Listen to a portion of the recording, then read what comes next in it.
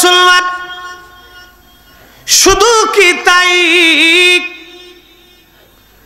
সওয়াবের এতই যদি দরকার হয়, ইমাম মাহদী দুনিয়াতে কিয়ামতের আগে আসবে। অবশ্যই ইমাম মাহদী দুনিয়াতে আসবে। আল্লাহ রসুল সহিহ বুখারীর মধ্যে লিখলেন, পৃথিবীর হায়াত যদি একদিনও হয়, তাহলে একদিনটাকে আল্লাহ 1 বছরের সমান বিরাট বড় লম্বা বানাইয়া এই পৃথিবীর মধ্যে আল্লাহ ইমাম মাহদীকে দুনিয়াতে পাঠাবে। উম্মতরা তোমরা শুনো, ইমাম মাহদী হবে আমি আমার হাসান হুসাইনের রক্তধারায়। ইমাম মাহদীর বাবার নাম আব্দুল্লাহ হবে, ইমাম মাহদীর নাম হবে মুহাম্মদ। ইমাম মাহদী 40 বছর পর্যন্ত উট দুম্বা ছাগল চড়াবে, মরুভূমির মধ্যে রাখাল থাকবে, লেখাপড়া করবে না, কোনো মাদ্রাসায় পড়বে না, কোনো স্কুল কলেজ ভার্সিটিতে তার লেখাপড়া নাই। 40 বছর ধরে সে ছাগল উট দুম্বা চড়াবে। 40টা বছর সে থাকবে হাবা গোবার মতো, দুনিয়াদারি বুঝবে না, একবারে সহজ সরল। 40 বছর বয়স পর্যন্ত দুনিয়ার মানুষ তাকে চিনবে না। 40 বছর পার হওয়ার সঙ্গে সঙ্গে সে আত্মপ্রকাশ করবে। একটা রাত্রি আমার আল্লাহ তার কালবের মধ্যে দুনিয়ার সব বিদ্যা এলেম হযরত ইমাম মাহদীর কালবের মধ্যে আল্লাহ ঢুকায় দিবে। না না হয় না, আরো জোরে বলেন। দুনিয়ার সব বিদ্যাগুলি একসাথে এক রাত্রে আল্লাহ ঢুকাবে। ইমাম মাহদীর কালবে যদি আমার আল্লাহ দুনিয়ার সব বিদ্যা এক রজনীতে একসাথে কালবের মধ্যে যদি ঢুকায় দেয়, নবীর গোলামের হালত যদি এটা হয়, তাহলে আপনারা বুঝেন তো নবীর হালত কি হতে পারে। আমি কি করে আপনাকে রসুলের শান বুঝাবো, আমি নিজেও বুঝি না। আমি ওনার প্রশংসা আপনাদের সামনে কি করে উপস্থাপন করব, আমি নিজেও বুঝি না। যে ওনার শান আল্লাহ এত পরিমাণে বাড়াইছে, হায় আফসোস এই কোরআন বলতেছে, ইন্নাল্লাহা ওয়া মালাইকাতাহু ইউসাল্লুনা আলান নবী। ব্যাখ্যাটা পরে করতেছি, বুঝাইতেছি আগে। সব সৃষ্টি জিকির করে কার? নাই। মদিনায় মূলত উম্মত যায় নবীর জন্য, সওয়াবের জন্য না। হ্যাঁ, কি কথা কন না? আমরা মক্কা থেকে মদিনায় যাই রাসূলের জন্য, আর ওরা এটা বন্ধ করার জন্য ফতোয়া দিচ্ছে।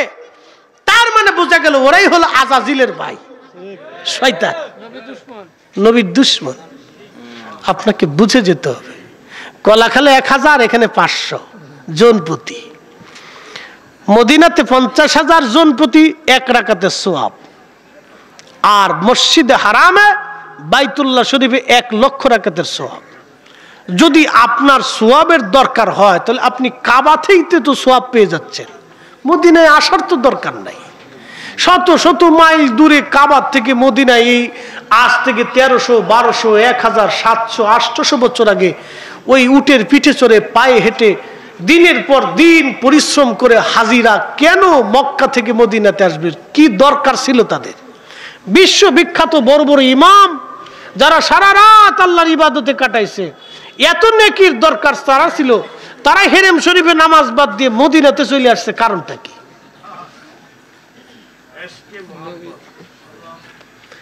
পৃথিবীর 4 আলেমের 1 আলেম ইমাম মালিক জীবনে কোনদিন হজ ছাড়া মদিনার বাইরে আসেন নাই। হজ করা ছাড়া আর মদিনার বাইরে কখনো আসেন নাই। মদিনার সীমানার বাহিরে আসলে মদিনার সীমানার ভিতরে পা রাখতেন, বাথরুমটা মদিনার হাউদের বাইরে করতেন। পেশাব করার সময় মদিনার সীমানার ভিতরে পা রাখতেন, পেশাবটা মদিনার সীমানার বাইরে ফেলাইতেন। জিজ্ঞেস করলে এটা করেন কেন? বলে আমি যদি ওই অবস্থায় মারা যাই, আমার ইচ্ছা আমার শেষ নিঃশ্বাসটা যেন মদিনায় রসুলের মাটির মধ্যে হয়। চিন্তা করতে পারছেন? আল্লাহর নবী খুশি হয়ে তার সাথে 100 বার স্বপ্নে কথা বলছে, আর ওরা আজকে বেদাতের আর শিরিকের মাসালা নিয়ে আসছে। সব কয়টা ইহুদির দালাল।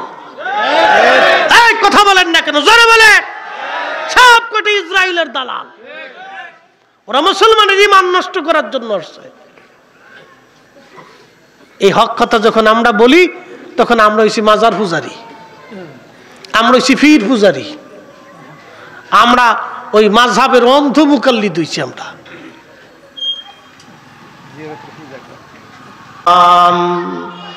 মদিনারি পথ, সেই পথ দিয়ে হেঁটে যাইতেন নূর নবী হযরত, নূর নবী হযরত। কবির ভাষাটা কত চমৎকার, কবির আবদারটা কত চমৎকার, কবির চাওয়াটা কত চমৎকার, কবির লেখনীটা কতই চমৎকার, অথচ আন্ডার মেট্রিক, অথচ আন্ডার মেট্রিক। আন্ডার মেট্রিক হয়ে কবির হৃদয়ে কি চমৎকার ভাষার উদ্রেক হলো, আর বিরাট বড় বড় বড় বড় লেখনী পত্র হওয়ার পরেও ঘোড়ার ডিম হয়ে গেল। আল্লাহকে যে পাইতে চায় হযরতকে ভালোবেসে, ইকোটিকে দেন একভাবে রাখো। আল্লাহকে যে পাইতে চায় হযরতকে ভালোবেসে, আরশ কুরসি লৌহ কলম না চাহিতে পেছে সে।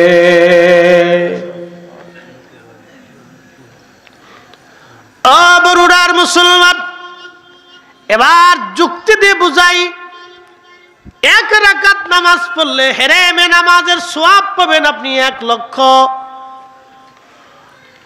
মদিনাতে আসলে পাবেন 50,000। যদি আপনার সওয়াবের দরকার হয়, নবীর দরকার যদি না হয়, যদি নবীর জিয়ারতের প্রয়োজন না হয়, সওয়াবের দরকার হয়, তাহলে আপনি অবশ্যই হেরেম শরীফে সওয়াব পেয়ে যাবেন, তাও ডাবল সওয়াব হেরেমে পাবেন, মদিনায় আসার আর কোনো প্রয়োজন নাই। কথা খারাপ বলছি?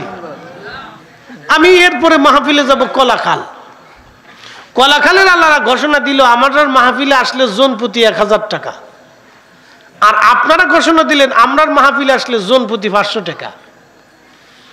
তো লোকজন কোন দিকে বেশি যাবে? কলাখাল কেন যাবে? ওখানে 1000 টাকা। নবী ঘোষণা দিলেন হেরেমে নামাজ পড়লে 1 লক্ষ রাকাতের সওয়াব, আর মসজিদে নববীতে নামাজ পড়লে 50,000 রাকাতের সওয়াব। আপনার যদি সওয়াবের দরকার হয় তাহলে আপনি হেরেমেই থাকবেন, কষ্ট করে শত শত মাইল দূরে মদিনায় যাওয়ার তো দরকার নেই। একসাথে বলেন কুত্তা, বিলে, 4 লক্ষ প্রজাতির জীব, বিজ্ঞানের গবেষণা অনুযায়ী 4 লক্ষ, এর বাহিরেও আরো লক্ষ লক্ষ আছে, ওটা বিজ্ঞানের কাছে ধরা পড়ে নাই। 7 আসমান আর 7 জমিনের নিচে আরো আছে, ওগুলো বিজ্ঞান জানে না। বিজ্ঞানের নলেজে চোখের রাডারে যা ধরা পড়ছে এটাই বলছে, তাও বলছে 4 লক্ষ প্রজাতি। এই 4 লক্ষ প্রজাতি ছাড়া যত প্রজাতি আছে সব অল টাইম আল্লাহর জিকির করতেছে, তাসবিহ করতেছে। ইউনূস আলাইহিস সালাম রে মাছে গিলছে, মাছ খেয়ে ফেলছে। ইউনূস আলাইহিস সালাম মাছের পেটের ভিতরে যাওয়ার পরে তো কোন মাছে খাইছে? ওনারা যেই মাছে খাইছে এই মাছের আবার আরেক মাছে খাইছে। তাহলে সেই মাছটা কত বড় মাছ, এই মাছের ফ্যাটটা কত বড় ফ্যাট। তো ইউনূস আলাইহিস সালাম রে সেই মাছে নিয়ে সারা সমুদ্রের মধ্যে ঘুরতেছে। কোন বর্ণনাতে 24 ঘন্টা, কোন বর্ণনায় 72 ঘন্টা, কোন বর্ণনায় 40 দিন আল্লাহ সমুদ্রের ভিতরে ইউনূস আলাইহিস সালাম রে নিয়ে ঘুরতেছে। তো ইউনূস আলাইহিস সালাম লক্ষ্য করে সমুদ্রের নিচ থেকে আল্লাহ আল্লাহ আল্লাহ আল্লাহ আল্লাহ আল্লাহ আল্লাহ আল্লাহ জিকিরের আওয়াজ আসতেছে। হাজরাতে ইউনূস ডাক দিয়ে বলতেছে, আল্লাহ গো, আমি মাছের পেটের ভিতরে সমুদ্রের নিচে রব, এই সমুদ্রের নিচে তোমার জিকির করে কারা?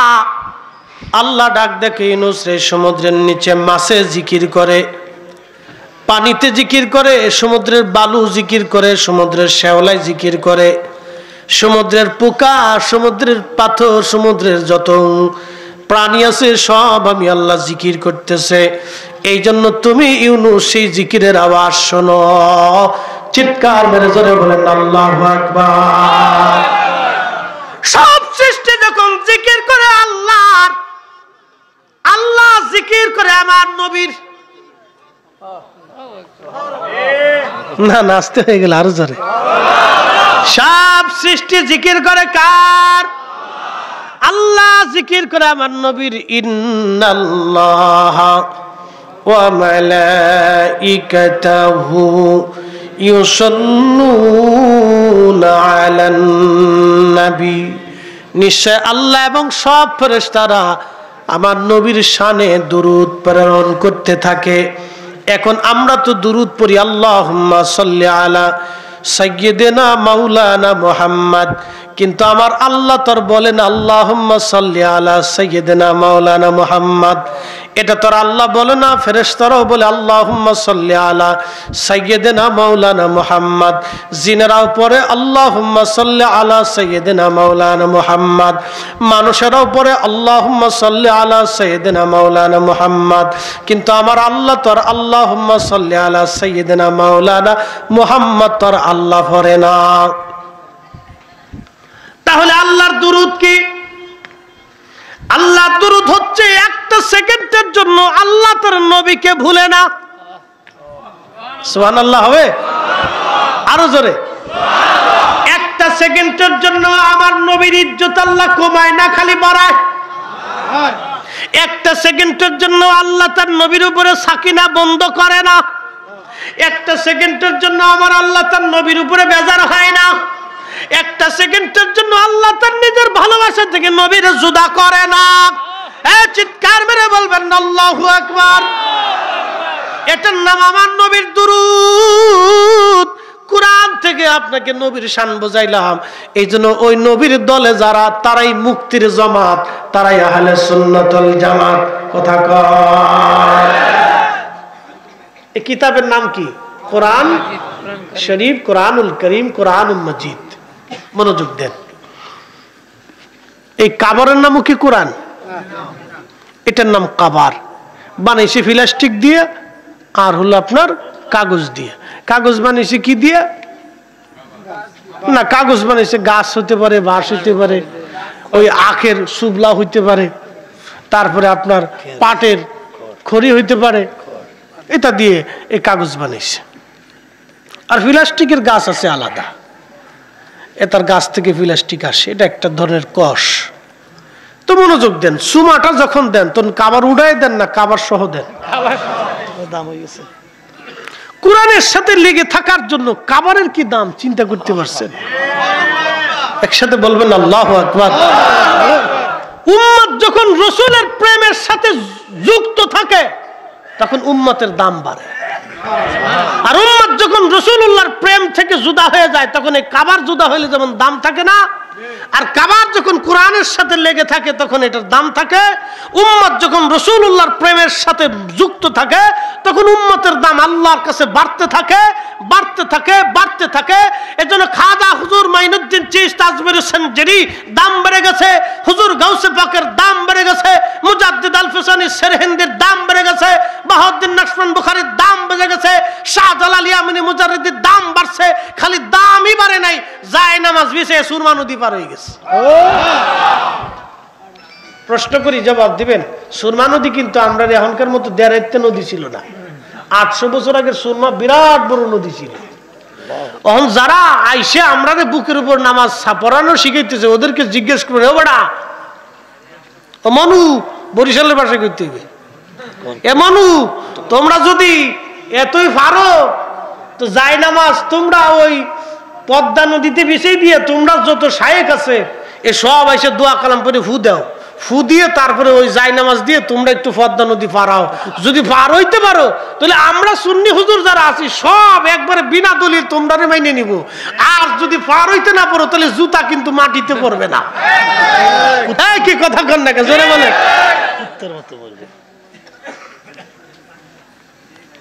খারাপ কইছি? হ্যাঁ, বুঝে যায়।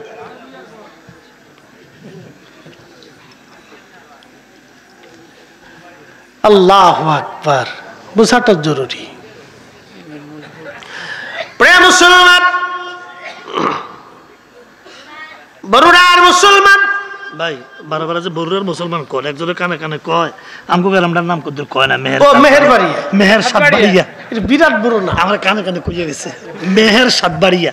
কো হুজুর কাল বারে বরুড়ে, বরুড়া আপনারা কি বাংলাদেশ ছাড়া? বরুড়া অনেক দূরে, এটা আমরা থানা না, মেহের সাতবাড়িয়া। এই বরুড়া কত দূর তাহলে এখান থেকে? তো অনেক দূর, অনেক দূর। তো এই যে বরুড়া লিখে রাখছে, মেহের সাতবাড়িয়া। আচ্ছা, মেহের সাতবাড়িয়া, এটা অনেক বড় হয়েছে, এই জন্য বরুড়া বরুড়া করে চিল্লাইতেছি, কারণ বরুড়া সবাই চিনবো। আরো ইউটিউবে যাইতেছে, এত বরুড়া চিনবো যে না বরুড়া হুজুর ওয়াজ করছে। আচ্ছা যাক, মেহের সাতবাড়িয়া নূরে মুস্তফা হাফেজিয়া মাদ্রাসা, আমার নবীর নামের মাদ্রাসা। একসাথে বলবেন না মারহাবা? আমার রসুলের নামের মাদ্রাসা, যেই নামের কারণে আমরা ইজ্জতওয়ালা হইছি। কথা কন ঠিক কিনা? আমরা যেই পরিমাণে গুনাহ করি, অপরাধ করি, আসলে আমরা মানুষ হওয়ার যোগ্যতাই নাই। মানুষ হওয়ার মতো যোগ্যতা আমাদের নাই। মানুষ হইয়া ভবেতে আসিয়া মানুষের করিলাম কি?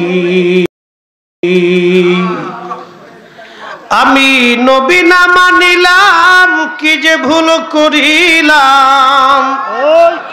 আমি নবী না চিনিলাম, কি যে ভুল করিলাম। ভস্মে ঢালিলাম ঘি, মানুষ হইয়া ভবেতে আসিয়া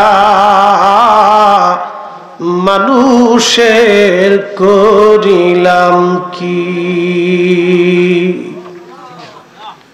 মেহের সাতবাড়িয়ার মুসলমান বাবাজিরা রে, মা বোনেরা রে, আমরা যে কাজগুলি করি, এই কাজ থেকে তোমরা মানুষই হতে পারি না। মুসলমান তো আরো পরের কথায় আসেন। মুসলমান কাকে বলে? মুসলমান তাকে বলে আসলাম তু রব্বিল আলামিন, জীবনের সবটুকুন যে আল্লাহর কুদরতি কদমে সুপর্দ করে দেয়, সেই তো মুসলমান যে জীবনের সব কিছু গুলিতে কুদরতি কদমে সুপর্দ করে দেয়। কুল ইন্না সলাতি ওয়া নুসুকি ওয়া মাহইয়ায়া ওয়া মামাতি লিল্লাহি রাব্বিল আলামিন। মুসলমান তো তাকেই বলে যার জীবনের সব কিছু আল্লাহর জন্য হবে। তার সালাত হবে আল্লাহর জন্য, তার কুরবানি হবে আল্লাহর জন্য, তার জীবনটাও হবে আল্লাহর জন্য। আমার পুরা জিন্দেগিটা যেন আল্লাহর জন্য হয়। কি জন্য দুনিয়াতে আল্লাহ আমাকে পাঠাইলেন? কেন পাঠাইলেন? কেন আল্লাহ আমাকে প্রতিনিধি বানাইলেন? কি প্রতিনিধির কাজ আমরা করলাম? কেন এত বড় দামি নবীর উম্মত আল্লাহ বানাইলেন, যার ইশারায় হাসরের মাঠে কোটি কোটি কোটি কোটি জাহান্নামীরা জান্নাতে চলে যাবে? আহা, আমি কি করে ওই নবীর শান বুঝাবো? দুনিয়াতে যারা বিরাট বড় সম্মানিত, হাসরের মাঠে তারা অনেকেই অসম্মানিত হবে। দুনিয়ার মধ্যে কোটি কোটি টাকার মালিক বিল গেটস থেকে শুরু করে হাজারো কোটি বিলিয়ন ডলারের মালিক যারা, হাসরের ময়দানে তারা উলঙ্গ হইয়া, ল্যাংটা হইয়া আল্লাহর সামনে সিজদার মধ্যে পড়ে পড়ে কাঁদতে থাকবে। 4 পয়সা কেন, 1 পয়সাও তাদের কোনো মূল্য থাকবে না, 1 পয়সাও কোনো দাম হবে না। বিরাট বড় সাম্রাজ্যের অধিপতি, যাদের জুলুমের শিকার হয়ে লক্ষ লক্ষ মানুষের জীবন চলে গেল। আগের বড় বড় জমিদার যারা ছিল, তাদের বাড়িতে আজ দেখবেন বড় বড় চামচিকে বসবাস করে। বড় বড় জমিদারদের বাড়ি বড় বড় চামকি চিকা, বড় বড় শিয়াল, বড় বড় কুত্তা, বড় বড় সাপ, বড় বড় সারপোকা, বিছা পোকা, আর ওই যে পাখি পক্ষী চামচিকেরা বসবাস করে। আজকে ওই জমিদারের বাড়িতে কোলাহল নাই, মানুষের অত্যাচার আর নাই, ওখানে সাপ বিচ্ছুর বসবাস হয়ে গেছে। জমিদার বাড়িগুলি ভেঙ্গে ভেঙ্গে খান খান হয়ে গেছে, গাছ তরুলতা পাতা দখল করে নিয়েছে। কালের বিবর্তমানে তারাও আজ হারিয়ে যাচ্ছে, কবরগুলো নিশ্চিহ্ন হয়ে গেছে। মেহের সাতবাড়িয়ার মুসলমান খুব মনোযোগ দিয়ে শুনে যান, তারা আল্লাহর আদালতের সামনে দাঁড়াবে, থরথর থরথর করে কাঁপতে থাকবে, সব উলঙ্গ। সেই দিন সব উলঙ্গ থাকবে, কঠিন হাসরের মাঠ, কোটি কোটি বিলিয়ন ট্রিলিয়ন মানুষ, জিন ফেরেশতা আল্লাহর সামনে মাথা নত করে পড়ে থাকবে। 4 পয়সাও দুনিয়ার বহু মানুষ কিয়ামতের ময়দানে মূল্য হবে না, কিন্তু একজন ব্যক্তির মূল্য আল্লাহর দরবারে হবে। কোরআন বলে ইন্না আকরামাকুম ইনদাল্লাহি আতকাকুম। মেহশরের মাঠে ওই ব্যক্তির দাম হবে যে দুনিয়ার ভিতরে তাকওয়াশীল ছিল, আল্লাহ ওয়ালা ছিল, আল্লাহর নবীর গোলাম ছিল। কিয়ামতের ময়দানে ওই লোকের ইজ্জত আল্লাহর দরবারে থাকবে। একবার জোরে বলা যাবে আল্লাহু আকবার। এই পরিমাণে দাম কোন ভাষায় বলবো? নবীজি বলতেছিলেন, উম্মত, আমার উম্মতের ভিতরে কিছু মানুষ হবে যাদের চুল দাড়িগুলি থাকবে এলোমেলো, তাদের পোশাক থাকবে তালিযুক্ত, সমাজে তাদের কোনো দাম নাই, রাষ্ট্রীয় পর্যায়ে তাদের কোনো মূল্য নাই, সমাজের মানুষ তাদের থেকে দূরে সরায় দেয়, 4 পয়সাও তাদেরকে দাম দেয় না। এই সমস্ত লোকেরা যদি আল্লাহর কাছে কোনো কিছু চেয়ে বসে, আল্লাহ পাক তাদেরকে হাতগুলি ফিরায় না। সাহাবীরা বলেন, ইয়া রাসূলুল্লাহ, আমরা সাহাবীদের মধ্যে কি এরকম কোন ব্যক্তি আছে? নবী জবাব দিলেন, হ্যাঁ সাহাবীরা, ইয়ামানের কোন অঞ্চলে আমার একটা পাগল আছে, এই পাগলের নাম ওয়াইস আল করনি। আমার এই ওয়াইস আল্লাহর দরবারে যা চাবে আমার মালিক তাই দিয়ে দিবে। না হয় না, আরো জোরে বলেন আল্লাহু আকবার। চিৎকার মেরে বলেন না ইয়া রাসূলুল্লাহ। জীবনে কোনদিন রাসূল দেখার সুযোগ তার হয় নাই, একটা হাদিস নবীর দর্শে বসে কোনোদিন শুনে নাই, একটা আয়াতু নবীর সামনে বসে শোনার সুযোগ হয় নাই। সুদূরে আমাদের কর্ণে বসে বসে তার দিলটাকে নবীর কদমের দিকে মুতাওয়াজ্জু করে রাখতো। ও নবীর উম্মত, আপনাদের কাজ বলে দিয়ে যায়, মক্কা মদিনাতে থাকলেও আল্লাহ পাওয়া যাবে না, বাংলাদেশের ঘরের কোনায় বসেও নবী পাওয়া যায় যদি নবীর গোলাম হওয়া যায়, নবীর ইশক দিয়ে ভালোবাসা দিয়ে নবীরে কিনে নেওয়া যায়। কথা কন্যাকে ঠিক কিনা?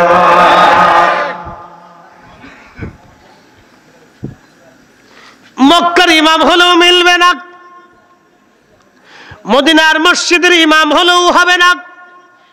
পৃথিবীর এক কোণে বসে বসে বসে বসে নবীর ইশকে পাগল হইয়া আপনি নবী খুঁজে নিতে পারবেন বাজান?